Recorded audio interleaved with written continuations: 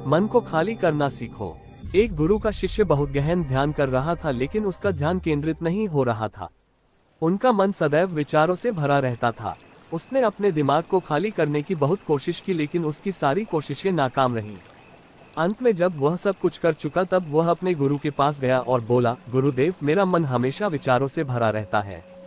मैं एक जगह ध्यान केंद्रित नहीं कर पाता। जब देखता हूँ तो दूसरी चीज पर चला जाता हूँ, फिर तीसरी और चौथी चीज करता हूँ। मेरे दिमाग में हजारों विचार चलते रहते हैं और मुझे पता भी नहीं चलता कि ऐसा कब होता है। बहुत समय बाद मुझे एहसास होता है कि मैं क्या करने बैठा था और क्या सोच रहा था।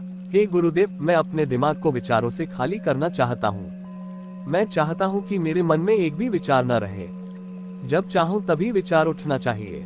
गुरु ने कहा कि किसी भी समस्या का समाधान तभी होता है जब हम समस्या की जड़ तक पहुँचते हैं, समस्या को ठीक से समझते हैं और जानते हैं।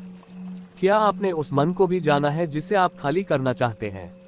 शिष्य ने कहा, गुरुदेव, मैंने मन को जानने की बहुत कोशिश की है, लेकिन जितना इसके बारे में जानता हूँ यह उतना ही रहस्यमय होता जाता है। गुरु ने कहा, जाओ और छोटे छोटे पत्थरों से भरा एक घड़ा ले आओ।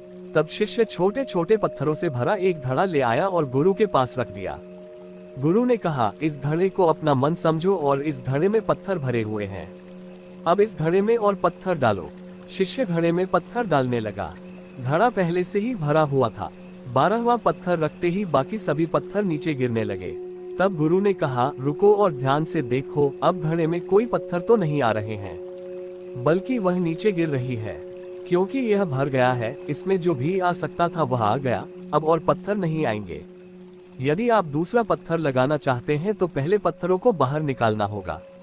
शिष्य ने तुरंत कहा, गुरुदेव, मैं समझ गया कि आप क्या कहना चाहते हैं, कि हमें अपने दिमाग को विचारों से खाली कर लेना चाहिए।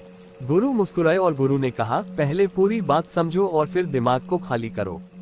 गुरु ने कहा कि हमारा मन इस घड़े के बिल्कुल विपरीत है। तुम घड़े को पत्थरों से तो भर सकते हो, लेकिन मन को विचारों से नहीं भर पाओगे। मन हमेशा खाली रहता है। शिष्य ने कहा, गुरुदेव, मुझे कुछ समझ नहीं आ रहा है।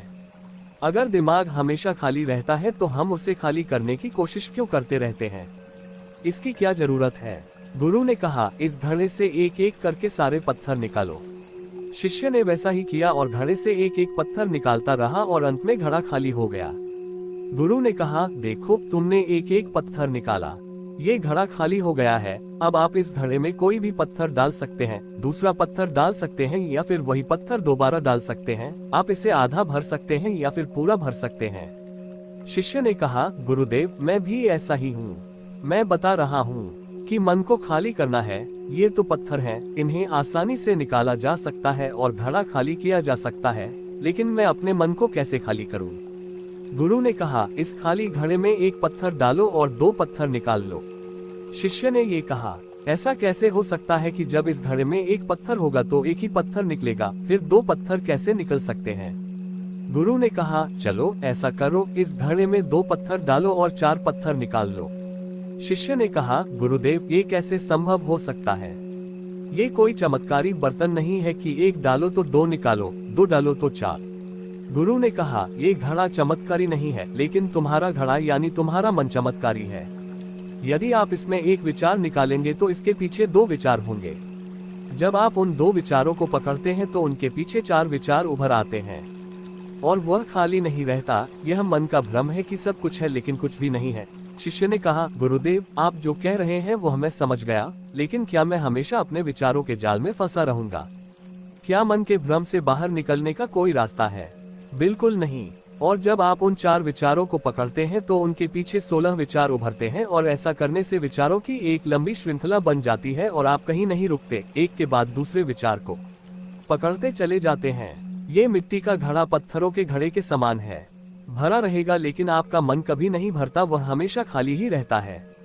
हमारा दिमाग भी एक विचार के बाद हमारे लिए हजारों विकल्प खोल देता है और हम एक मुख्य विचार को छोड़कर उन हजारों विकल्पों में फंस जाते हैं।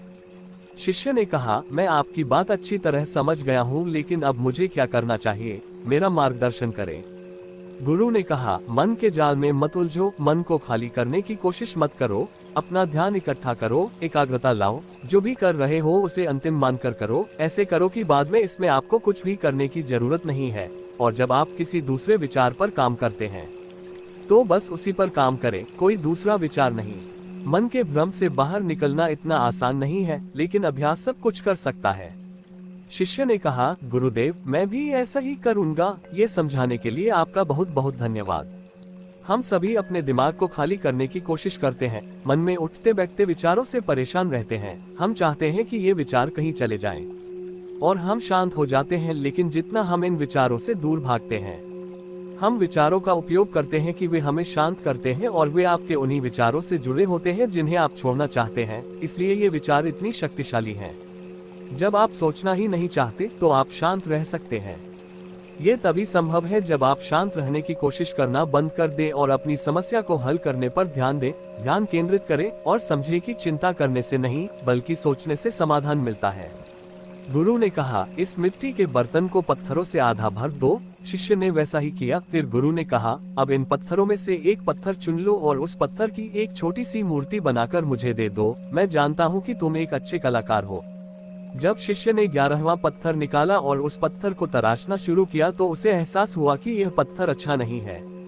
तो उसने घड़े से दूसरा पत्थर निकाला, उसे वह पत्थर भी पसंद नहीं आया। फिर उसने तीसरा पत्थर निकाला, उसका रंग उसे पसंद नहीं आया। फिर उसने चौथा पत्थर निकाला, लेकिन उसे इस पत्थर में एक दोष निकला। इस प्रकार उसने लगभग सभी पत्थर बाहर फेंक दिए।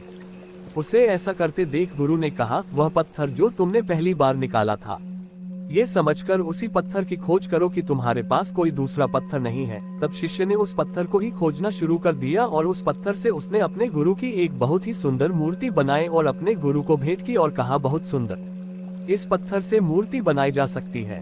मैं इसका विचार भी नहीं कर सकता था। गुरु ने कहा कि जब कोई दूसरा विकल्प नहीं है तो हम अपनी सारी ऊर्जा उसमें लगा देते हैं और उसे सर्वश्रेष्ठ बनाते हैं। जब कोई दूसरा विकल्प है तो हम सिर्फ पत्थर चुनते रहते हैं। मान लीजिए कि मूर्ति नहीं बनाई गई है। दोस्तों, आज की यह कहानी आपको कैसी लगी और इस कहानी से आपको और क्या सीखने को मिला, कृपया ये भी हमें कमेंट करके बताएं। साथ ही अगर आपको ये कहानी पसंद आए और ये आपके लिए उपयोगी लगी तो इसे अपने दोस्तों के साथ जरूर शेयर करें।